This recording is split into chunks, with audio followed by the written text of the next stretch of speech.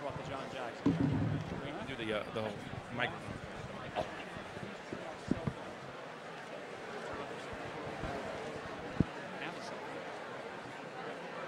The lights are really annoying. What do you think? Can't figure it out.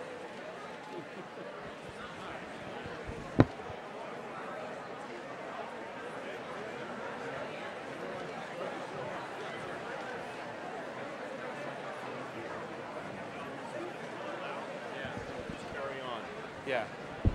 Hi, we're going to start, so if everybody could take your seats. Hi. Always makes me feel like Tony Bennett with this thing. Yeah, no, it always really. My name is Jeff Goldberg. I'm a national correspondent of The Atlantic. Welcome to this final session of the Aspen Ideas Festival with the ambassador from the United Arab Emirates. The new ambassador from the United, God forbid. This is, for those of you who don't know what I'm referring to, we made a little news here earlier this week when we had the esteemed ambassador from the United Arab Emirates, who spoke very plainly and forthrightly about his country's fears of Iran, and he endorsed, as many of you have subsequently read, endorsed a military strike, a U.S. military strike on Iran, the possibility of it at least. And this caused something that has never happened before, which is that the government of Iran officially condemned the Aspen Ideas Festival, which we're hitting the big time. Hugo Chavez is next, obviously. He's gonna go. Our guest is Ambassador Michael Oren, who many of you know, many of you saw here last year. He came to Aspen a few days after he took over as Israel's ambassador in Washington, and that was his first interview. He's subsequently done 400 interviews, and has presumably learned how to not answer questions. Although we're hoping for some. But let me start. Everybody. I don't think I have to introduce him very much. Before he became ambassador from Israel to the United States, he was an esteemed historian. Many of you read his books on the American experience in the Middle East and on his history of the Six-Day War. He's a scholar, and he brings to this conversation more than what the usual sort of diplomat brings, which is to say he's been studying this issue, the issue that he's now involved in for 30 years. Is that fair? 30, 40, 50 years? Since he was 6 years old, well before his bar mitzvah. Right. But let me start with that bit of news with you, if I may, and talk about Iran just for a second, and talk about what the ambassador from the UAE said. He made news by endorsing a U.S. military strike. I was wondering if you wanted to make news by saying that we could live with a nuclear Iran.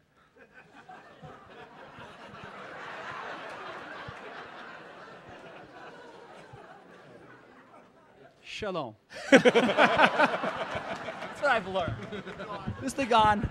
It's odd. First of all, it's delightful to be back here with Jeffrey, Walter, my wife Sally's joined me this year. Well, she wasn't here last year, and so many friends. Thank you for receiving me so graciously again, and thank you for providing the biblical background to this talk. And talking about Iran. I mean, I've heard about bombing in New Haven, right, but never in Aspen. Right. No, I don't. Israel cannot live cannot contain Iran. And I want to tell you that in the year that I've been in this office, and in very close and intimate dialogue with the Obama administration on the Iranian issue, I have never once, I stress never once, heard the word containment or heard a suggestion that the United States, or anybody else for that matter, can coexist with a nuclear Iran. Do you support a U.S. military strike on Iran? I support the sanctions regime, which we are taking very seriously. In Prime Minister Netanyahu's first meeting with the president as president, he had met him before president, now just over a year ago, in May of 2009, the Prime Minister signed on to the president's handling of the Iran issue. And it was a linear progress. It was a linear process which began with engagement. It proceeded from engagement to reassessment, from reassessment to compromise. That was the Tehran Research Reactor Compromise, which was preferred in conjunction with Israel. We were very much involved in that offer. It was turned down, and along that linear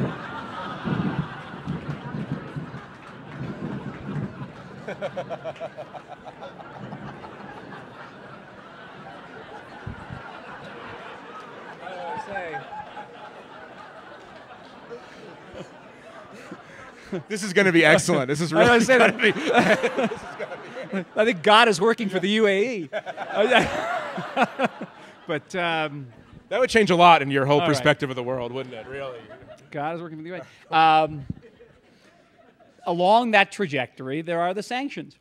And we have to see whether these sanctions will work. We've had important legislation coming from both houses of Congress that have been reconciled, now signed into law by the president. We've had an historic fourth sanctions resolution in the Security Council.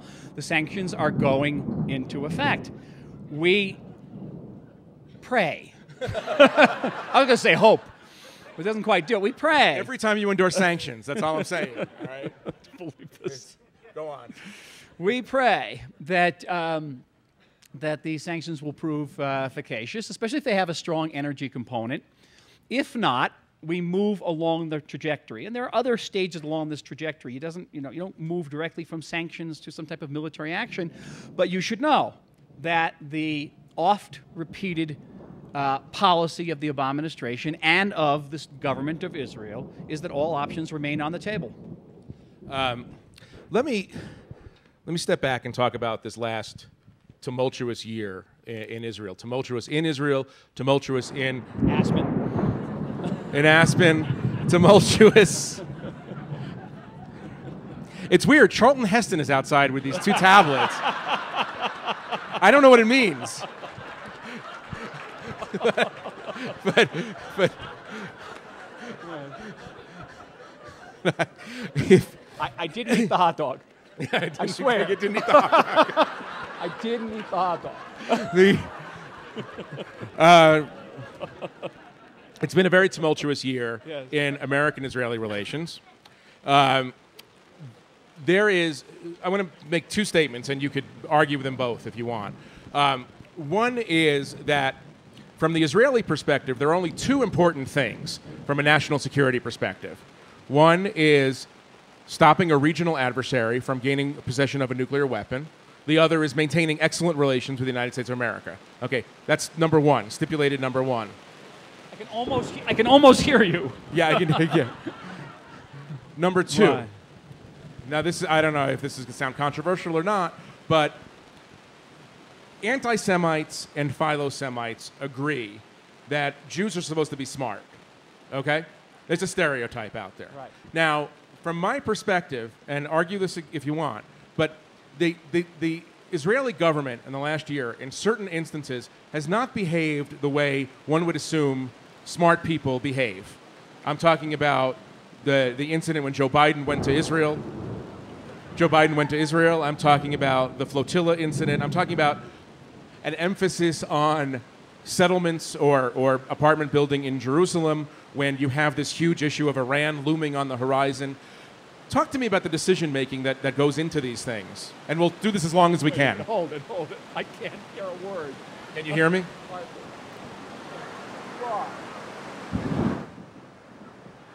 We're going to take 5 minutes, or 3, or whatever. No. Wow. I have one announcement. If you would all line up by species, 2 by 2.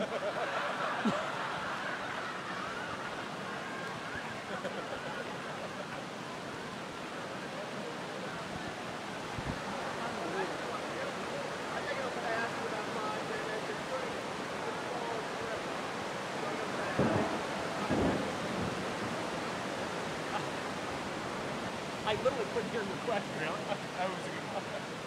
Walter Isaacson, who controls the weather, says that this is passing in 5 minutes. Or maybe even sooner. You want to keep trying? 2 minutes.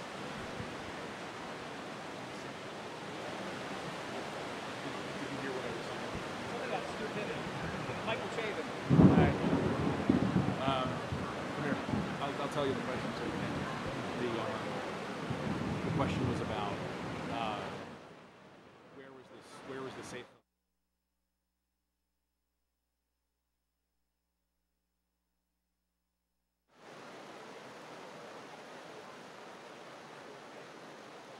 That's the perception. The widespread perception in America that Israel has changed.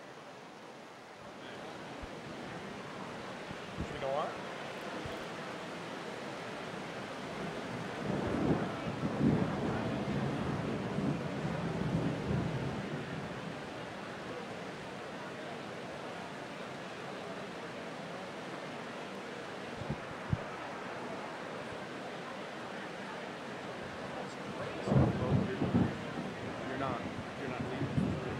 No, it's okay. I'm not in a rush. Really not.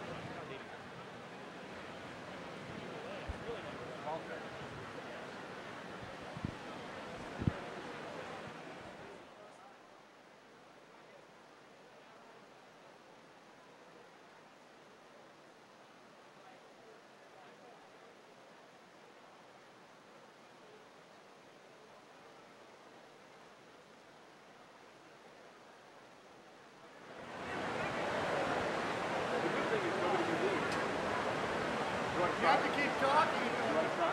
Yeah. All right. Can you hear me? Yeah. You can? All right. He can't hear me, but that doesn't matter. You know, the good thing about this is you can't leave. Okay, about I mean, we could start doing Israeli folk dancing, and you got no choice. All right, I got He's the going to try to answer this question. I told him what the question was. I'll give an answer. Nobody, no people, not the Jewish people, not the Georgian people, not the Indian people, have a monopoly over either brilliance or over stupidity. That is true. And it's very easy now to sort of gainsay various decisions or lack of decisions made by the Israeli government over the course of the last year. Monday morning quarterbacking. Try translating that into Hebrew. It's very easy to say that we could have maybe reached the decision on the moratorium earlier than we did. Or that we could have made a different decision or different response to the flotilla, and I'm sure you're going to ask more about the flotilla. And we could have done a better job during the Biden visit of knowing when a mid-level bureaucrat in the Interior Ministry was going to announce the 4th of 7 stages in a building project that was going to be undertaken in 2 years. We could have done a better job. That is true. One thing you learn about being close to decision-making or being in decision-making yourself, and that it's almost invariably a matter of choosing between 5 or 6 terrible options and searching for the least terrible of all of them. And so, yes, the flotilla had a tragic outcome. There was a loss of life, but I could have given you different scenarios and different outcomes where the loss of life would have been much greater. For example, trying to blow the propeller off of that ship, a ship whose integrity in terms of its physical integrity we didn't know. And if you blow off the propeller, you're liable to sink the entire ship, and 600 people could have drowned. It would have had a different outcome. And then people would have come to you and said, well, why did you blow the propeller off the ship? So you can always say that. This is not to say that we have, again, we do not have anything approaching a monopoly over brilliance. Well, let me finish this.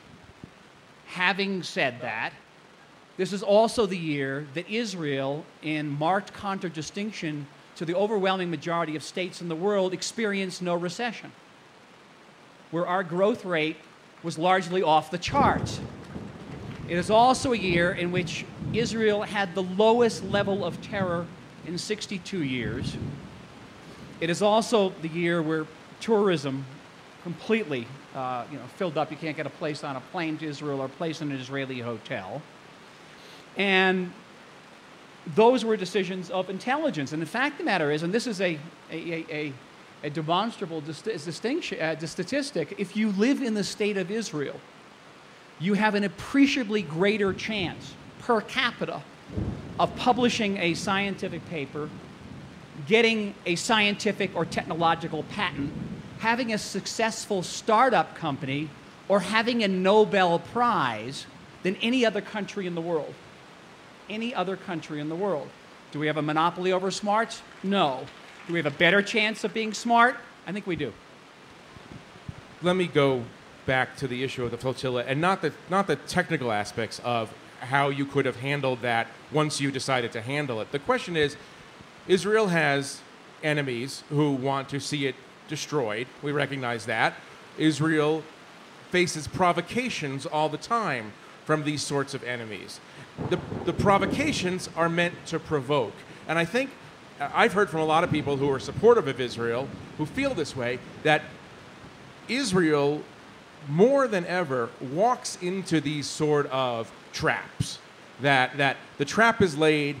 If you study the trap, you understand that it's a trap, and yet, boom, you bluster right in. And that's what I'm talking about. I mean, when I wrote about this, I used the Yiddish word, or the Hebrew word, seichel, which means it's not just smart, but smarts, like being clever or canny, figuring out your way around a problem rather than just driving right at the problem. And this is, I come back to this, because you're talking about the decision, once the decision was made to stop the boat.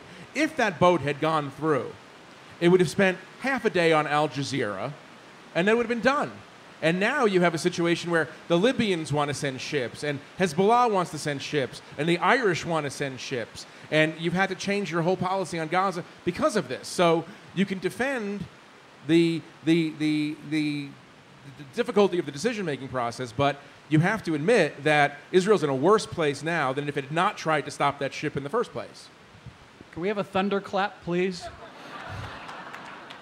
One? Okay. Take 3 steps back. Okay. Why was there a blockade on Gaza? There was a blockade on Gaza because Gaza had been taken over by Hamas. Hamas, as you know, is not your friendly neighborhood organization. It's a genocidal organization. It calls not only for the destruction of Israel, it calls for the destruction of the Jewish people worldwide. All right? If you're Jewish in the audience, you're on Hamas's hit list. And it's not mere rhetoric for Hamas. They fired 10,000 rockets and projectiles in Israel over a 3.5-year period and put almost 1 million Israelis under rocket fire. Now, they have tunnels. They have tunnels under the Egyptian border, as many as 1,000 tunnels. And the Egyptians have done a better job of interdicting some of these tunnels, but they keep coming.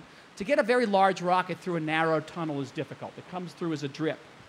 There's one way that Hamas could replicate the experience of Hezbollah, which has more than quadrupled the number of rockets in its arsenal since 2006, and that is if the sea lanes to Gaza were open.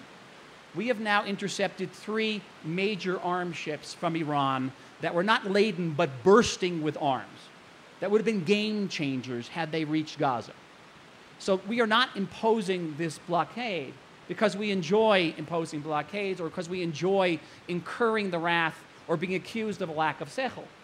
All right, we are incurring this blockade because it is vital to our national security. P.S. It's also vital to Egypt's national security, and P.S.S. It's also vital to the survival of the peace process, because if one of those ships get into Gaza, the peace process is dead because the PA is dead. That's simple. Palestinian Authority. Palestinian Authority is dead. Now, these are very, very high stakes. So you ask yourself, how then are you going to stop the ships from getting into Gaza? Now, we have intercepted 19 flotillas, all of them using technical means that were at our disposal, which I am not disposed to reveal to you, but they're technical means. We did it without any incident. We neither incurred nor inflicted any casualties in the course of interdicting these flotillas. In this particular flotilla, there were 6 ships. On 5 of the 6 ships, we used the same technical methods, and nothing happened. On 1 ship, which was the Marvi Marvara, which was too big for our technical means. By the way, the United States also does not have the technical means for stopping a ship of that size, and which had 600 people aboard, which created a different dynamic. We had to try a different tactic, which was landing commandos on board armed with paintball guns to disperse the crowd on deck so that they could take over the actual control deck and steer it into port. By the way, I personally offered the Turks a deal that if they would come in peacefully, give their cargo to us, then we would transfer that cargo to responsible parties in Gaza. They turned us down.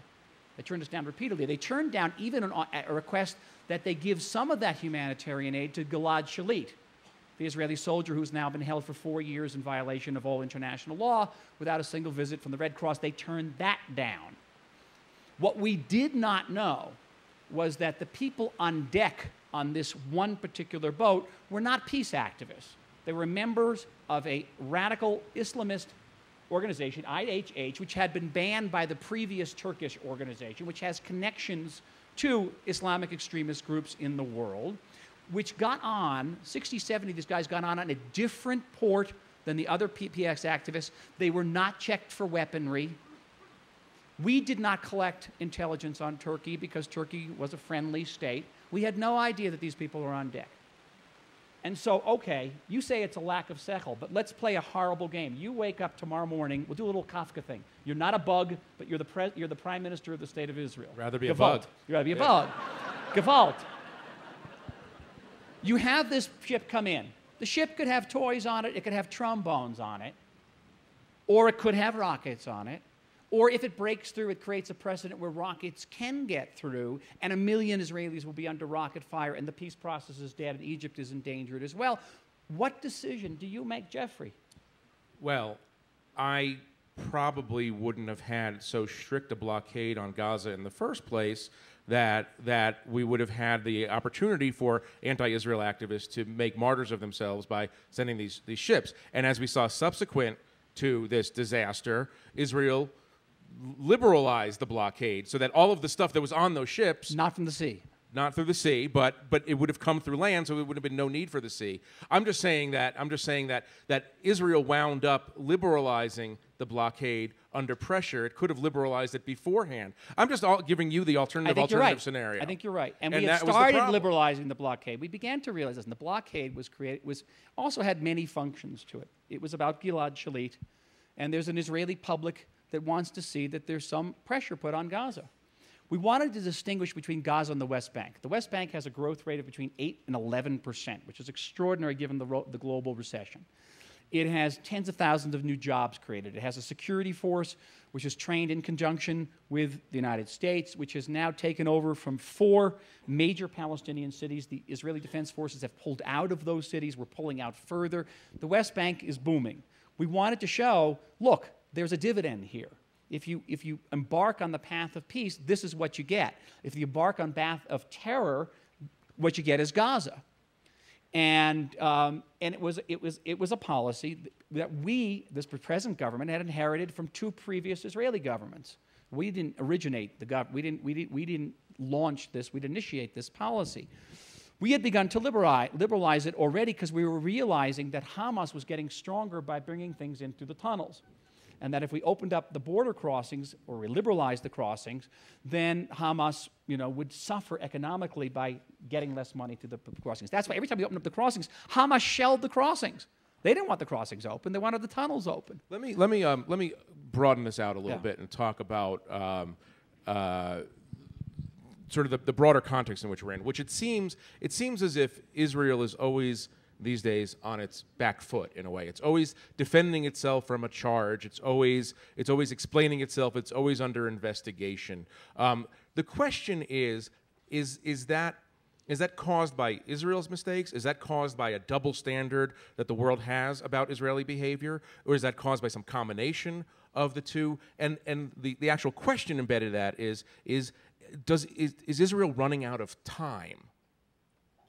I mean, people talk about now things that they didn't talk about 10 or 15 years ago, which is, can Israel survive as a Jewish majority democratic state in this most volatile and explosive region of the world that is in the grips of a religious fervor that has no room for Jews?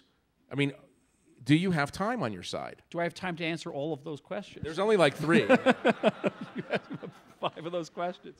You know, like you know when a Jewish question is 3 questions, a statement, a rhetorical question, and then a sigh at the end.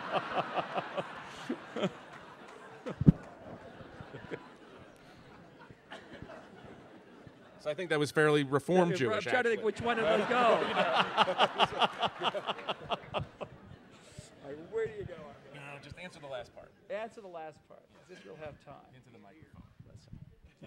Listen, it always helps to have the historical perspective on these things. The historical perspective is, you look back in Israel in May of 1948 when we had 600,000 Jewish citizens, about half the size of metropolitan Washington, with no allies, no economy, basically handguns, being invaded by 6 Arab armies, and we prevailed, and we created this thriving, rather rambunctious democracy, and we absorbed about 10 times our original number in terms of refugees in the first decade, and a flourishing Hebrew culture. And then, 1967, same deal, surrounded by Arab armies, no allies, no economy. We prevailed. So I'm used to hearing, as an historian, I'm used to hearing that scenario, oh, Israel's on the verge of destruction and we're running out of time. I have somewhat greater faith in Israel's ability to persevere even in the face of seemingly insurmountable obstacles. This is in no way meant, however, to diminish the obstacles that we do face. Okay, we face a rapidly nuclearizing Iran. That is a monumental threat. It's a monumental threat on multiple layers, not just because if Iran gets a bomb, they can stick it on one of the many warheads they have that can hit any Israeli city. That's almost the least of the problems. Once Iran gets military nuclear capabilities, they pass it on to Hamas, to Hezbollah. Our borders, like your borders, are not hermetically sealed. Once Iran gets a bomb, then a number of Middle Eastern states are also going to seek military nuclear capabilities. Israel's going to find itself inhabiting a profoundly unstable nuclear neighborhood.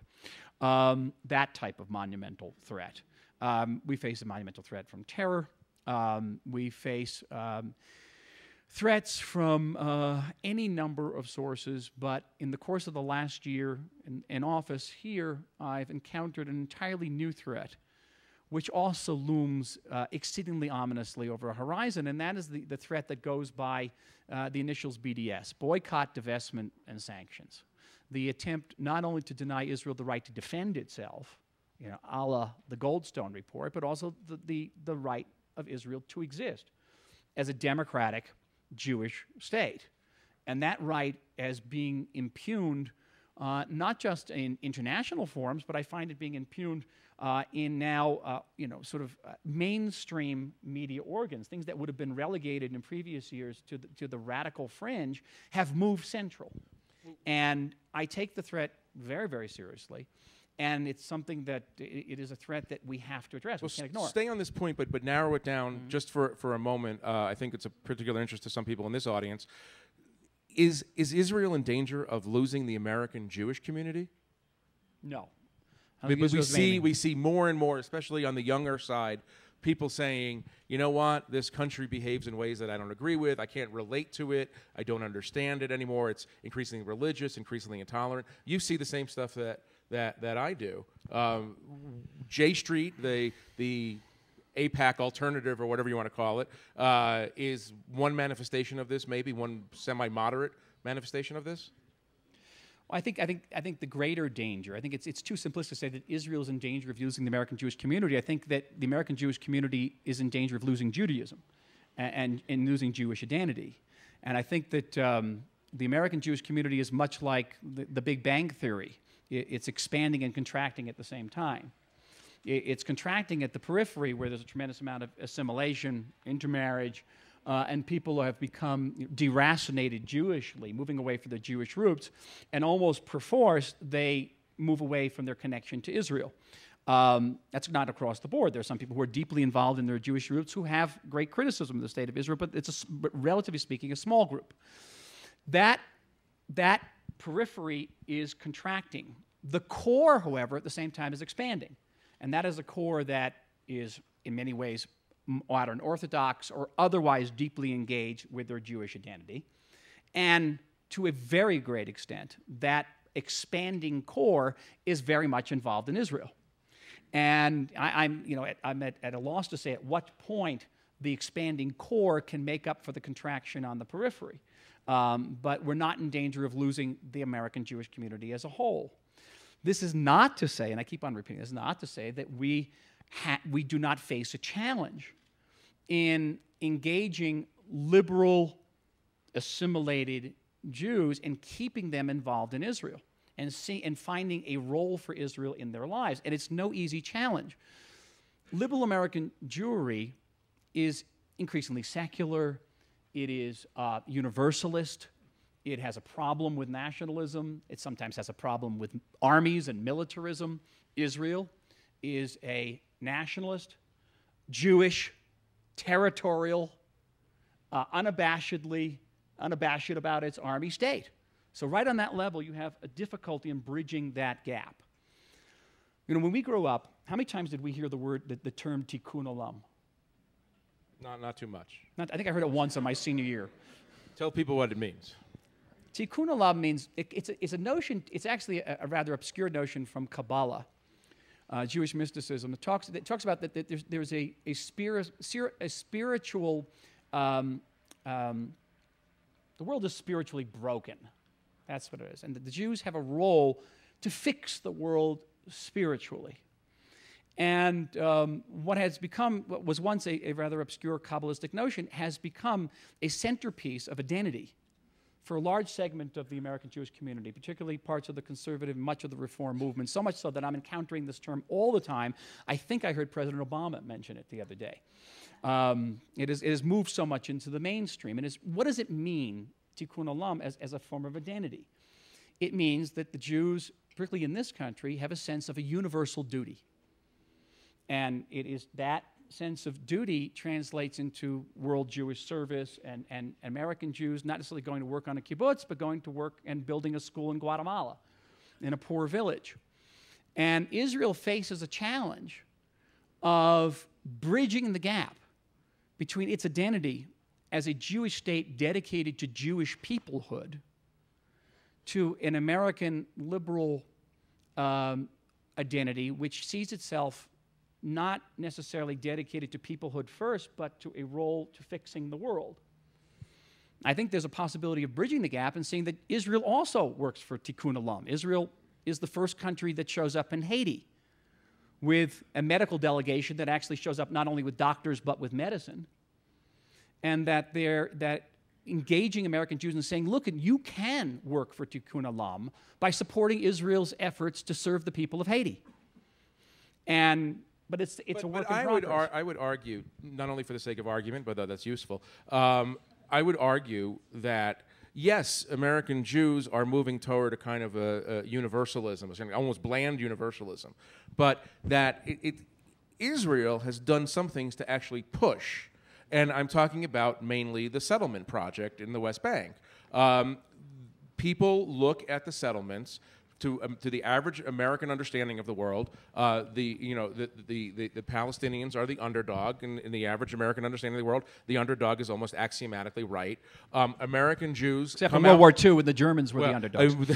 American Jews come out almost as much from the civil rights movement as African Americans do. And so they refract what they see in the Middle East often through the prism of the American civil rights movement. And what they see on the West Bank, and you know where I come down on this, where you see is people taking land from other people to enact a biblical vision of what they should be, to ring Jerusalem in a way that would prevent Jerusalem from ever being, East Jerusalem ever being prepared to be a capital of a Palestinian state. And so it's not just tikkun olam. It's not just the desire to be universalistic. It's an actual repulsion feeling that some American Jews have toward certain Israeli behaviors. I understand that. I understand that, but I didn't phrase it in the form of a question. But no, I know you didn't. It's a generational issue also. Listen, we grew up in the aftermath, or in the shadow of the 6-Day War, which had a profound impact for us. Some people older in the audience may remember the War of Independence, or even the Holocaust in a personal way. We grew up remembering Entebbe, the great airlifts of Ethiopian Jews, the liberation of Soviet Jewry, one of the great events in modern history, nearly 1 million people, a modern exodus, sources of great inspiration. But increasingly, the focus certainly in the media and also on campuses for young American Jews is Israel, the settlements, Israel, the Intifada, Israel in Lebanon, Israel in Gaza. And, you know, this is it's irrefutable, it's ineluctable, you have to deal with it. There's no question about it. And I could explain to an audience that Israel has tried, and the Zionist movement has tried repeatedly since the 1930s to offer a two-state solution to the Palestinians, and you know this, and that the Palestinians literally hold the world's record for people that have been offered a state and have turned it down, usually with violence, including in the last 10 years. Twice they've been offered the state and have turned it down with violence. So, and we're trying again now to offer them a state, and they won't come to the negotiating table with me. Yes, there are settlements. Yes, settlements are a complex issue. I could make an argument among young American Jews.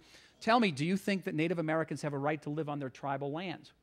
But do Jews have a right to live on their tribal lands? These are our tribal lands. Haifa is not in the Bible. Tel Aviv is in the Bible, but it's been in Babylonia. Jericho's in the Bible, Bethlehem's in the Bible. These are our tribal lands. We don't have any other. We recognize that there's another people who views this as their tribal lands, and therefore we have to share it with it. But we share it with a tremendous amount of pain.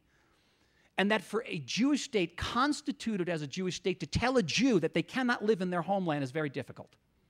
Very difficult. We do it, we're going to do it with pain.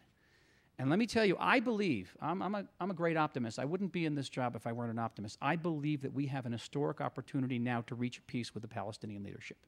I think we have the right Israeli government. I think we have the right Palestinian leadership. I think we have the right American leadership. I think we have the right regional context where Arab states, and I don't have to go too deeply into this, feel that there's another state in the region who poses a far greater threat to them than Israel does. I think we have an historic opportunity right now. But reaching the agreement will not be anywhere as challenging as implementing it will be. And once we reach the agreement, that's when our work will begin, because there will be a long list of people who will try to prevent that implementation on all sides. And the reason is because so many people view this land as their God-given patrimony. Let me do one more question, and then we're going to have questions from the audience. There's going to be mics that are going around. But you brought up the American president, and I want you to talk a little bit about the meetings this week. But I also want you to go into a little bit the relationship between, you know, what seems to be sometimes the Lucy and Ricky of international relations, Bibi Netanyahu and Barack Obama. I mean, it's a very emotional and fraught relationship, and I want you to analyze that. Who's the Lucy? I'm not telling. That's for you to figure out.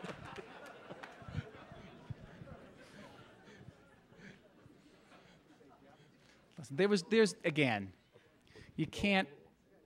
We got to deduct for the thunder. Yeah. Sturm und Drang. Listen, obviously, there were challenges in this relationship. There is a new government in the United States of America that came in with sort of a center-left worldview. The president had been very expressed before his election about how he would pursue peace in the Middle East, how he viewed settlements, how he viewed the Jerusalem issue, just as how he viewed the Iraq and Afghanistan and terror issues. And I must say, as someone who came into this job as a student of the Middle East and following the election very carefully, the president has hewed to his pre-election platform vis-a-vis the Middle East very, very closely. And there have been very few surprises for me in the conduct of his foreign policy. The Israelis went to the poll and they elected a government which was, though it had leftist elements in it, the Labour Party was largely of a center-right Weltanschauung. And already there, you had potential for clashes over Jerusalem settlements, over Iran. And I have seen over the course of the year, though there have been moments of friction, that through very close communication, we've been able to overcome all of this friction. We've been able to work together very, very closely. You have seen not one scintilla of public difference between us over the Iran issue, which was potentially the most divisive issue between us, not one. Now we are very much on the same page about moving from proximity talks with the Palestinians to direct talk with the Palestinians. Really, the what talks are this the week two of were them excellent. like? What are the two of them like together? You've seen them just last I've seen week. them like together. What are they like together? Very warm. I think they engage on an intellectual level that is very high. Even during, remember the supposed snub, and there was no sub. They had a very warm meeting. It didn't look so supposed from the outside. It wasn't. There was no snub. There was no snub. How can I say this? All right. Snub with the big red lines. The president was supposed to be in Indonesia that night. Prime Minister came in to give a talk to AIPAC. It's always traditionally it's an uncomfortable issue when the president and the prime minister are in the same city and they don't see each other. So at the last minute, we threw together a meeting. We didn't go through the back way. We went through the front ways. There was no photographer because it was a working meeting. The president did not go upstairs to have dinner with his wife and children because his wife and children were not in town that day. We asked to stay on to have a meeting in the Eisenhower room. That's why we were there late last night, because we were snubbed. Everyone, all the journalists, and I don't want to say anything about journalists, missed the forest for the trees. The forest for the trees was that we had some very substantive discussions that night about how to reanimate the peace process, and we didn't agree on everything. That was the truth. That was the true story that night. In subsequent weeks, we learned how to bridge those gaps. If you ask me you didn't ask me, but I'll ask myself. I can ask a few questions. This is great. I'm just taking a break. I'm scripted. He's not. I'm on a 10-minute break. Every year I got to play King Kong to his biplane. It's not fair. Go ahead. What I learned is that the U.S.'s relation. I wrote this book about America and the Middle East, and the U.S.'s relationship was a big part of the book, and I talked about the relations on strategic cooperation, intelligence sharing, joint maneuvers. Turns out that that's a small part of the relationship. Turns out that Israel is America's 20th largest customer in the world. The United States does more business with Israel than Russia does, or Saudi Arabia, or Argentina. That we cooperate in medical research, in the search for alternative energy, in agricultural research. It's all there. It's a big chunk of my job. And so while the press is focused on whether or not the president went up to have dinner with his wife and children who weren't in Washington that night, all the rest of this is going on. And the fact that we have now had over a year of cooperation on Iran without any difference, the fact that we are now poised, I hope, and I'm optimistic about it, to move from proximity to direct talks, and once we get into direct talks, I think we can move swiftly, attests to a lot to the nature of the relationship. Let's just, one more thing, if Walter gives me permission, and he's given me permission, to stay on Obama for a second. Answer this question, just make believe that you're not the Israeli ambassador to the United States for a minute, but that you're just a tenured historian. Last time I was in Israel a few weeks ago, I talked to a senior official in the defense ministry who said, look, we have a small problem with the Obama administration in that our worldviews are completely opposite. And what he meant by that, he says, we see the world divided between extremist Islamists, extremist Muslims, and moderate Muslims. Obama sees the world divided between Muslims and this small group of murderers who have perverted a great religion. In other words, the Cairo speech, and I want you to talk about that speech specifically. The Cairo speech was a signal to the Muslim world that, from this particular Israeli's perspective, that we don't take this as a clash of civilizations. We see this as a criminal problem. That the terrorism problem that emanates from the Muslim world is actually not a Muslim issue, it's just a criminal issue. And he said from that, a lot of things flow. And I just want you to talk for a minute about what you think of as the Obama vision of the war on terror of Iraq and Afghanistan and how they play into it, and how your issue plays into it. Well, I don't want to be, I understand I'm only a tenured professor, but even as a tenured professor, I would be loath to be a spokesman for the Obama administration. I can tell you the... But just analyze it. Just analyze. I mean, it's not my job. Analyze? I see it from the Israeli perspective. Let me give you an Israeli perspective as a tenured Israeli professor. Maybe a tenured ambassador, but that would be an oxymoron.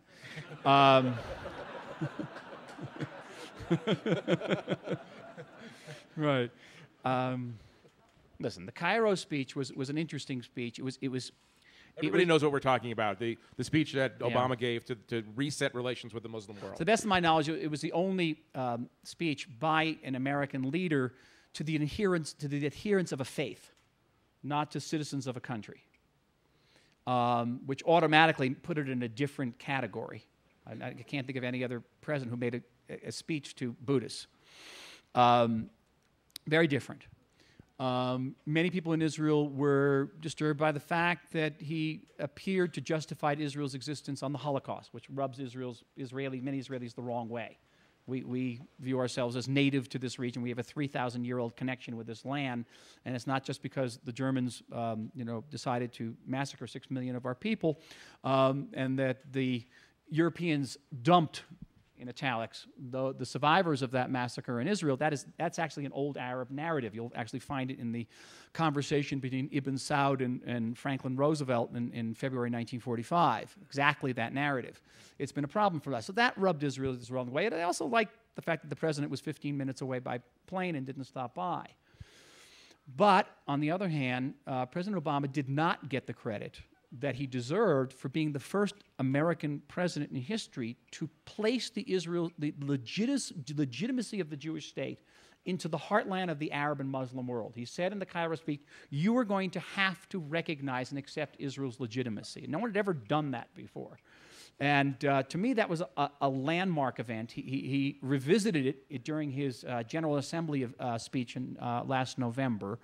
And it was very important. And it will become an important point in the peace process because legitimacy is going to be one of the sine qua nons of peace.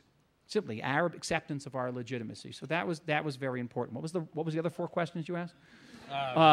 Why do we eat bitter herbs on this night?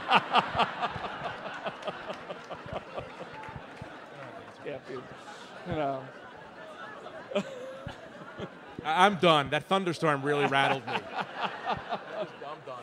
Do you want to go to some questions? Let's go to some questions. We're going to go to some questions. I mean, where are the mics? There's a mic there. There's a mic there. Yeah. If anybody, raise your hand so the people in the back can see you. Yeah, that's fine. You've had a chance already. Already? Yes. I'm Larry Gelman. I want to thank you and welcome you back to Aspen. I wanted to respond to something that you said about what's going on in the American Jewish community and your read on those people who are drifting away and those who are actually becoming more involved, and I think you call them the core group.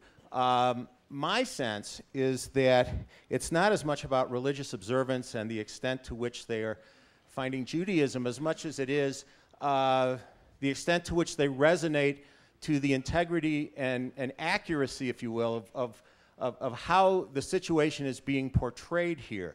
There is, part of the story is that this is the Jewish homeland. At the end of the Seder every year, we say we should, next year in Jerusalem. And yet, as you look at the immigration to Israel over the last 5 or 10 years, it's not been from these people. It's all been from people fleeing horrible conditions, largely that were perpetrated upon them because they were Jews.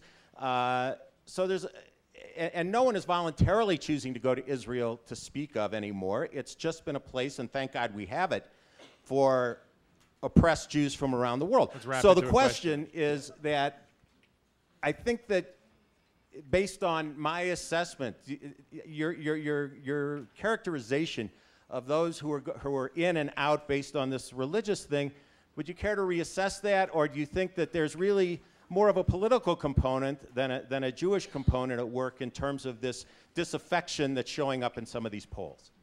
Well, Zionism as a concept, Israel as the product of that concept, has been predicated in large measure on the Jewish state as the shelter for Jews. It is also, I mean, that's one of the major pillars of the Jewish state. Other pillars is Jews living out their destinies as Jews. If you ask me, the meaning of the Jewish state, the meaning of Zionism is Jews taking the responsibility for themselves as Jews, which is often an onerous responsibility, as we've learned, because you've got to make decisions about how to handle a flotilla. All right, if you're sitting in Iowa, you don't have to make that decision. as a Jew, qua Jew. And in fact, and I'm saying now empirically, particularly since the 1990s, immigration to the State of Israel has not only been about giving shelter. Many of the Zionist fathers and mothers did not account for the possibility that people would want to move to the Jewish state for economic benefit. And during a previous iteration of my political life, when I was working in the Rabin years, I was on an interministerial committee on immigration because it was the first time we were encountering this. We were encountering populations around the world, 6 million people in Africa, an entire city in China, where people were waking up in the morning and saying they were Jewish and wanted to return under the law of return to Israel because the Israeli economy was booming. And we didn't know if we could actually accommodate this mass aliyah. And this has continued. Israel is now a very attractive place to live. And I think I mentioned this last year when you were talking about, you mentioned something about the dangers of living in Israel and how maybe one of the failures of Zionism was the fact that Zionism aspired to create a place where Jews could be safe and Jews weren't safe in Israel. Remember that whole thing? And then I responded by saying, yes, but Israelis enjoy the second longest longevity of any people in the world. And if you want to lead a good life as a Jew, come and move to Israel. Your chances are much greater there than they are here. In fact, the matter is, I know a lot of really old Jews here, though. Yeah, but if they come to Israel, they will be older. They'll be even older, and they won't have to pay for their health care because it's universal. That's true. That's true. Okay. That's true. So I don't know if that model, Larry, if that model holds. And the fact of the matter is there are many people moving to the State of Israel for a variety of reasons, for religious reasons, for Zionist reasons, also for economic reasons. Was there a question back here? Yeah. Can you bring that mic down to here? Can you get that here? I was struck very much the other day with the ambassador from the United Arab Emirates, and when somebody asked the question about wouldn't it be ironic if Israel became the savior of the Arab countries, which didn't get answered but raised another issue, which is this situation in Iran now is both out there a bigger problem in many of the Arab countries' concerns than Israel is. Right. Isn't it significant or important that both, if there is going to be a resolve, happen almost simultaneously so they can't resolve the Iran problem and then go back on to Israel? Okay. It's a linkage question, but let me preface the linkage question by saying there's a distinction between the difference between the threat posed, the nature and magnitude of the threat posed by Iran to Israel and the nature and magnitude of the threat posed by Iran to the Arab states. Iran poses a potentially existential threat to Arab regimes. Iran poses a monumental threat to the existence of the State of Israel. There's a difference in that. Having said that, we do not accept linkage. The linkage that either you need to resolve the Arab-Israeli conflict in order to address the challenge and threat of Iranian nuclearization, because we could resolve the Arab-Israeli conflict, God willing, tomorrow, and it's not going to keep the Brazilians from trying to strike compromise deals with the Iranians, or for that matter, the Turks. Conversely, and I think there's probably a better case can be made from that, will be easier to solve the Arab-Israeli conflict if Iran is neutralized as a nuclear threat. Because as long as the Iranian threat persists, they will persist in supporting Hezbollah and Hamas and every other terrorist organization that is doing its utmost to pervert and prevent efforts of peace. Having said that, we believe, strongly believe, that we should and must and can strive for peace between Israel and the Palestinians and other Arab neighbors, irrespective of the Iranian threat, but at the same time simultaneously address that threat. There's someone down here. I think we have time for one or two more. Hi, my name is Susan Silver, and as a Jew and a supporter of Israel, I want to say you did us proud, and thank you. My question is... Jeffrey Anna. My question is this. I'm not even Jewish, by the way. I know you aren't, but you are funny. Tibetan. As a member of the media, my frustration is that Israel is losing the PR war. When you stated the reality of the Obama-Netanyahu meeting and what really went on, why wasn't that in the press? Why wasn't the Israeli press corps putting that out there so we know the facts, so that the perception then didn't, be false? Thank you. I don't want to shock you. Okay, I want you to sit down. Not everything in the press is true, and not only everything in the press not only is the press willing to listen. What I told you today about the snub, I must have said dozens of times on TV. Ask most people in this room if they think the prime minister was snubbed that night. They'll say he was snubbed that night. And there's certain things you learn. You learn that that what you read in the press is often a very pale simulacrum of political reality and the way real decisions are made, or what really transpires in political meetings. You learn to live with it. You learn to live with it. And you also see the way that things you say can be distorted and turned around to serve various political agendas. It is a reality, like toe fungus. It is a unpleasant. I know, some people may be partial to toe fungus here. It is an unpleasant reality of political life. You just deal with it. That's going to be the headline. Oren, journalism like toe fungus, right? Trust me, that'll be the headline, right?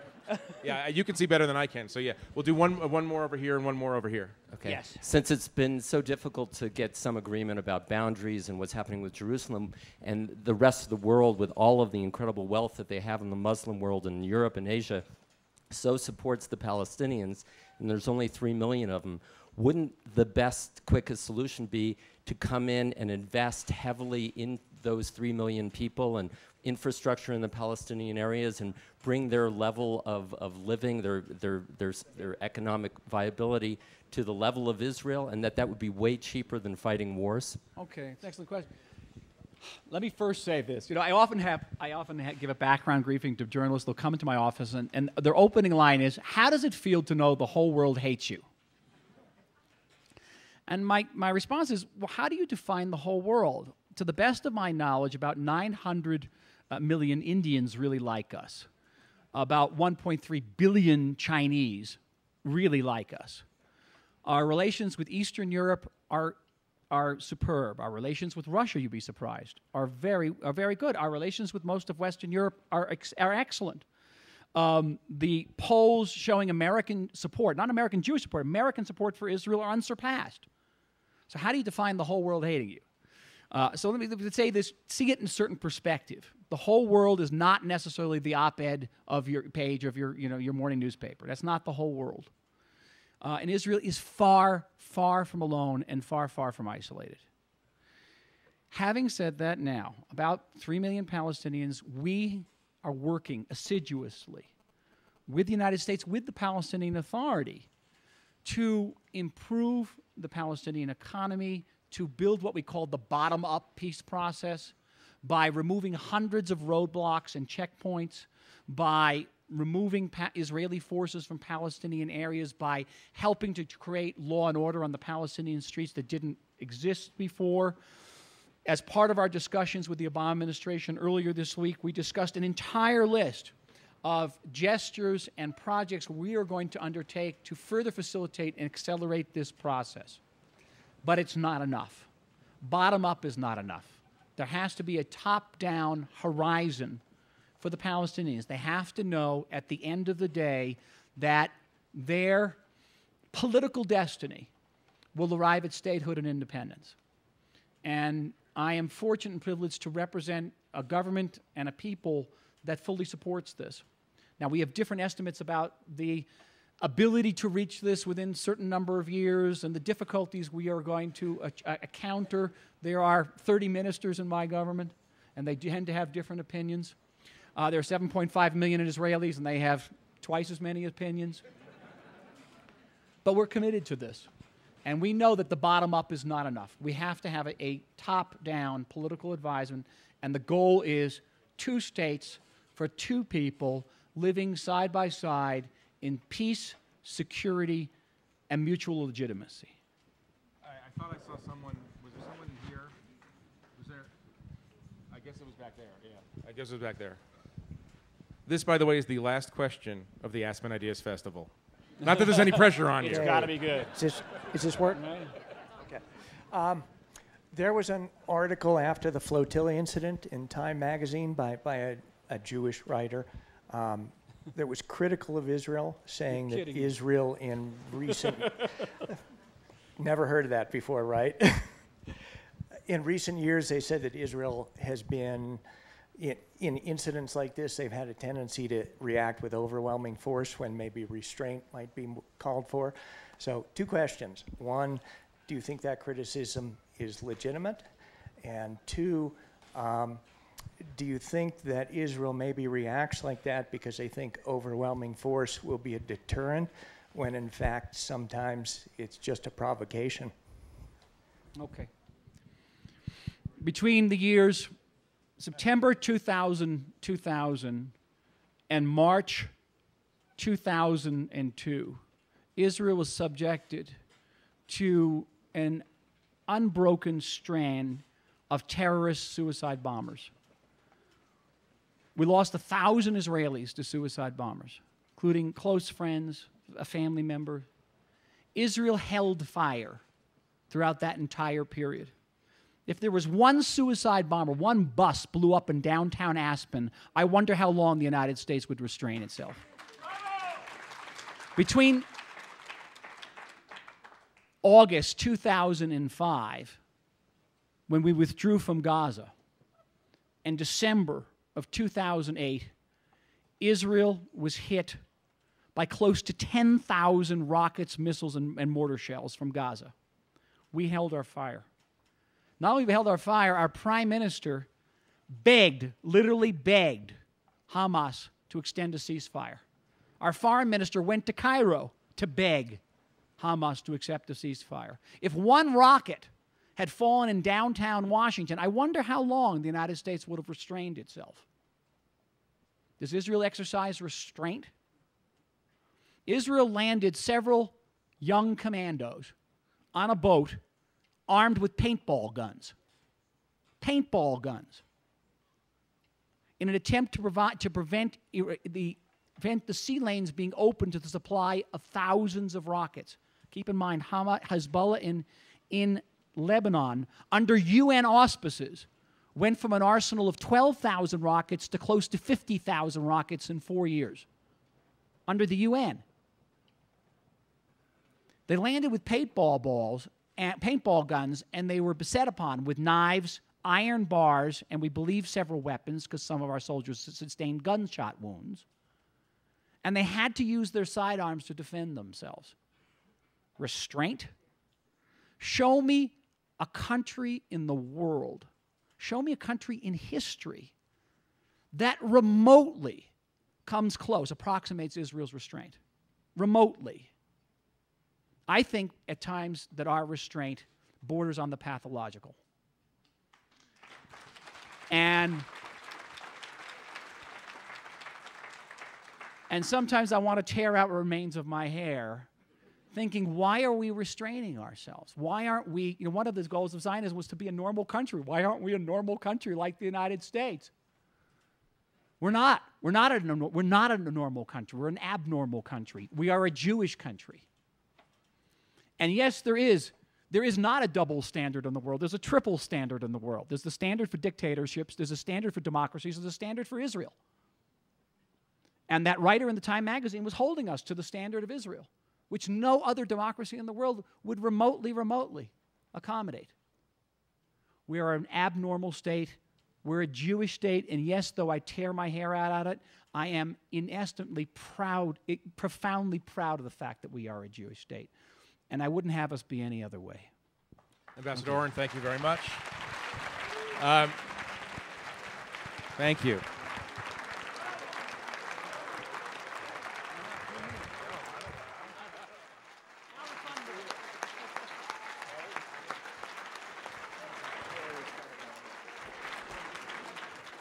And now, Elliot Gerson. Well, Please sit down. Ladies and gentlemen, we are coming to a close. We have come to a close, and what possibly better close could that be with Ambassador Oren and Jeff Goldberg?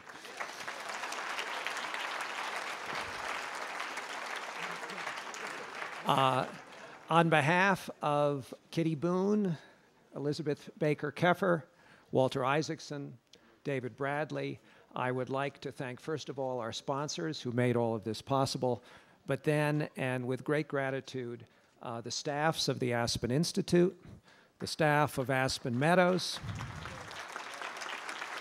and also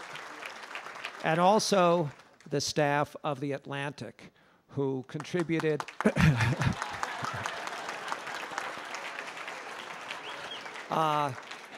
exemplified by Jeff, who contributed countless untold hours and are fully a partner in this event that has become such a wonderful annual conversation here in Aspen.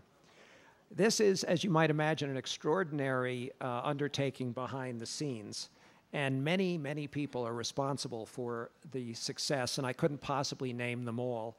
But we would be remiss if we didn't mention at least a few people who are most responsible for the success of this event. And these people include, in no particular order, our communications team, Jim Spiegelman, Sasha Skoblik, Jen Myers, Tarek Rizik. And as you've seen this year, for example, the IT capabilities and the fact that you're all going to be able to go home and within hours see all of this, be able to suggest to your friends and your relatives that they go on the web and they watch this wonderful conversation and so many other things. It's thanks to people like Tarek that that's now possible. The Atlantic, Tarek, thank you. The Atlantic's Lindsay Barr, on behalf of our sponsors, Britta Stevenson, for speaker logistics and overall the choreography of this incredibly complicated event. And of course, our wonderful associates at Aspen Meadows, led by Jason McKetchin, Chef Todd Schlossberg, and the general manager, Judd Hawk. And of course, thank you. And I think the food's been terrific. And of course, the amazing, and I hope she's here, but she's usually working, she works 24 hours a day, Deborah Murphy, who with Karen Peterson and a world-class team handled the majority of the logistics at this event and somehow actually managed to make it look easy. I can assure you it's not. And finally, there is absolutely no way I can say too much about the brilliant, passionate, devoted, and unflappable Kitty Boone.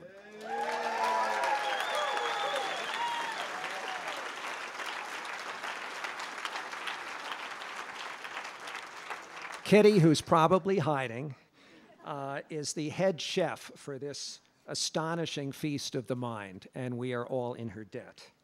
So thank you for joining us. Thank you for coming. We hope very much that you will come next year and the years after that. We will be announcing within 2 weeks the dates for next year, and as always, the tickets will go on sale in September or October of this year, and may you all have safe trips home. Thank you very much.